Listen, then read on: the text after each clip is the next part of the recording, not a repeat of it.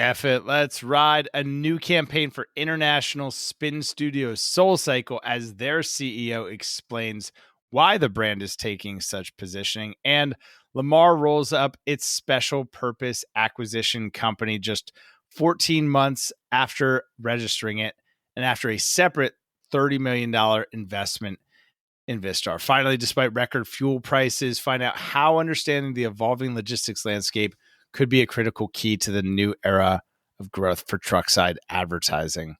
All of this today on Out of Home Insider Daily Tear Sheet for June 24th, 2022. Well, the weekend is here and fireworks season is in full boom. So if you're celebrating Independence Day this weekend, like many communities around the United States are, then enjoy and be safe. Now for today's news. SoulCycle has had it with the pandemic and doesn't care who knows it.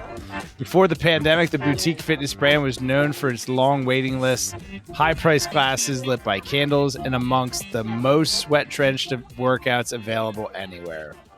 It's introducing a new campaign called F It, Let's Ride from agency VCCP NY.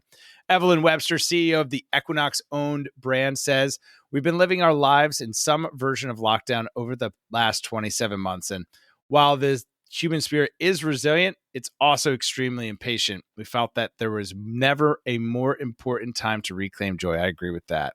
So this very audacious statement, F it, speaks to the overwhelming sense we're getting from our community.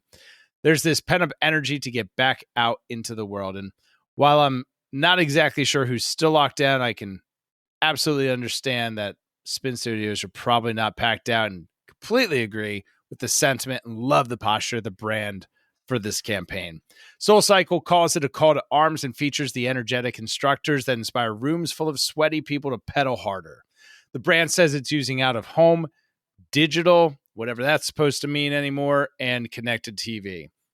If anyone sees this campaign in the wild, please tag at OOH Insider on whichever social you see it on. I checked the Googles, I checked the brand's Instagram, but alas, nada in the way of out of home, which is baffling to me because this is such a perfect campaign for our format. It's confusing to not see it front and center on all of the socials.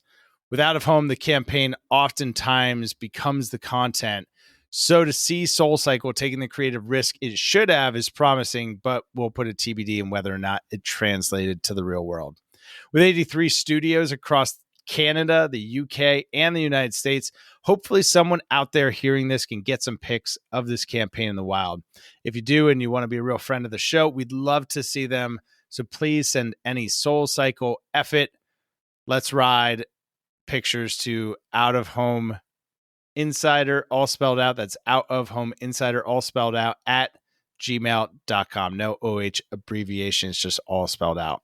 These are the types of creative risks that brands should be taking with out of home. So SoulCycle, congrats on doing just that. And now, out of Baton Rouge, 14 months after the announcement of the registration of a special purpose acquisition company, Lamar Advertising Company is no longer pursuing a $300 million public offering via the SPAC. In a filing with the SEC, Lamar said it was withdrawing its registration of the subsidiary Lamar Partnering Corporation because it no longer wishes to conduct a public offering of securities at this time. The filing said that the SEC never formally approved the subsidiary's registration, so no shares were ever sold.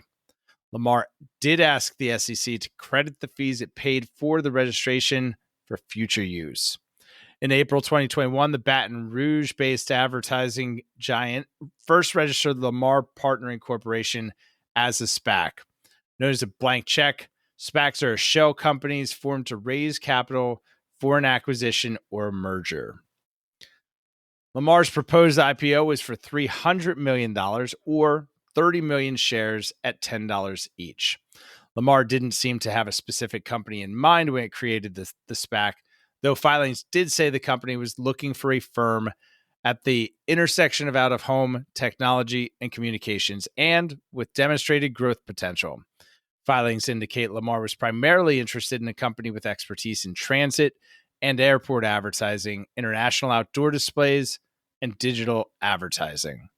SPAC shot up in popularity in 2020 and 2021, but they've fizzled out this year amid economic headwinds and the potential of tighter regulatory scrutiny.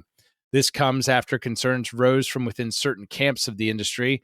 This time a year ago, after the announcement of the SPAC and an unrelated Lamar investment in programmatic leader Vistar to the tune of $30 million. So what does it all mean? Frankly, I have no clue. I don't know.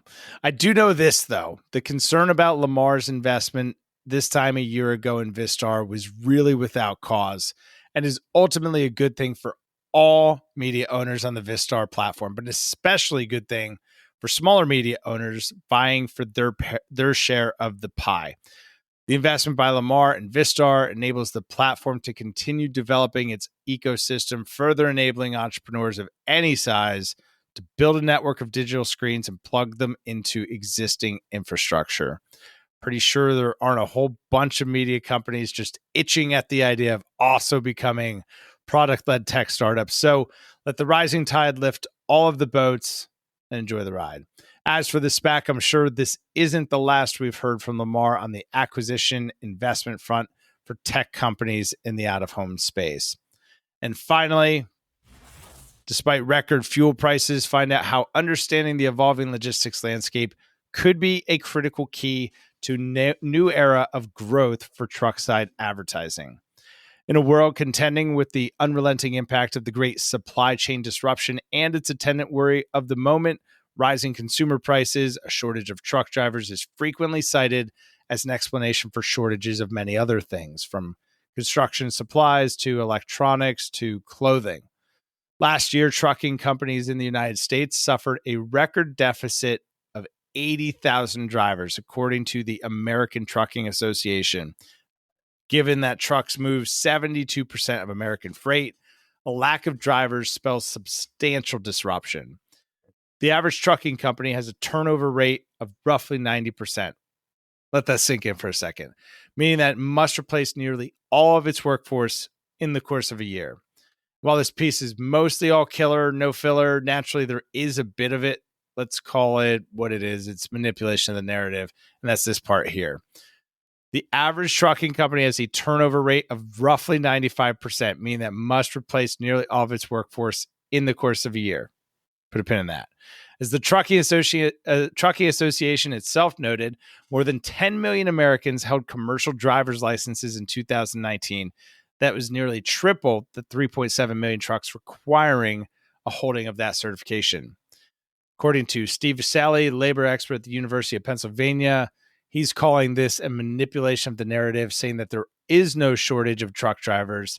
These are just really bad jobs. Well, Mr. Vistar, if there are more than enough licensed drivers, but they don't want to do the job because, as you described it, sir, these are just really bad jobs, then there is, in fact, a driver shortage. The shortage is a lack of people willing or wanting to do the job. So let's just call it what it is so that we can go on about our days. And specifically, we're looking at this through the lens of anyone selling truckside advertising. I'm a bit of a chatty Cathy, and just like talking to people in general. The other day I was at the convenience store and they were out of the thing that I was there to get. I commented to the cashier that the shelves looked a little light, and his reply really got me thinking about the impact of these kind of micro elements on a brand that may not even get considered. The cashier replied that the store was only getting half of the number of deliveries it used to get each week. Now, whether that's because of not enough drivers or not enough supply is actually irrelevant.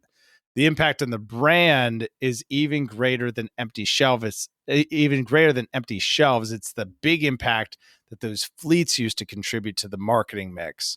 Now that those fleets aren't as big, they're not making as many trips. This was a major convenience and gas station chain in my town, not some mom and pop place in the middle of nowhere. In fact, we've got 3 of these places just in my town, same franchise.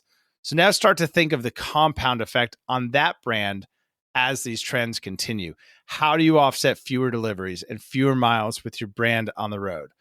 By offsetting it with truckside advertising. And I think that the math on this one's pretty easy. How many fewer miles are your fleets driving? Look at the historical data. And how many miles of coverage do you need to buy to make up for it? I.e., how many trucks, over what time frame, format? Are they 18-wheelers, last mile delivery? These box trucks, what are they? What markets, etc. Truck side, if for no other reason, is a hedge against rising gas prices impacting your own brand's fleet, because these trucks are already in operation. You're not paying for their fuel, for their maintenance, for the hourly wages and benefits of the drivers. You're just paying to have the ad on the truck, and everyone sees you everywhere again and assumes that you're crushing it and everything's fine.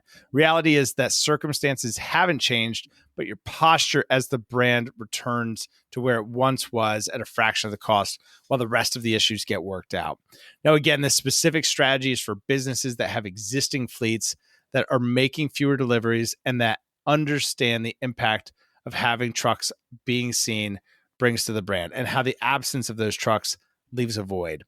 The cost of shipping goods by road has shot up 23% since 2020 and is expected to keep climbing, perhaps for the foreseeable future. That is your daily marketing minute by MotionWorks. So be sure to subscribe so you never miss an update, and share this episode with a colleague, with a friend, with a client, or anyone else who could benefit. Today, we talked about SoulCycle, the F It campaign, and the permission slip for brands to take risks with out of home. Then we covered the Lamar SPAC news. Just 14 months after announcing the registration of the investment vehicle, Lamar announces it is no longer pursuing the IPO. And the case for truckside for retail brands, specifically convenience-related shopping and CPG brands, to offset driver and supply chain shortages by hedging themselves with truckside ad campaigns. Remember, Out of Home is the only fully connected native ad platform in the world, and marketers want to choose you. So give them a good reason to. We'll see you next time.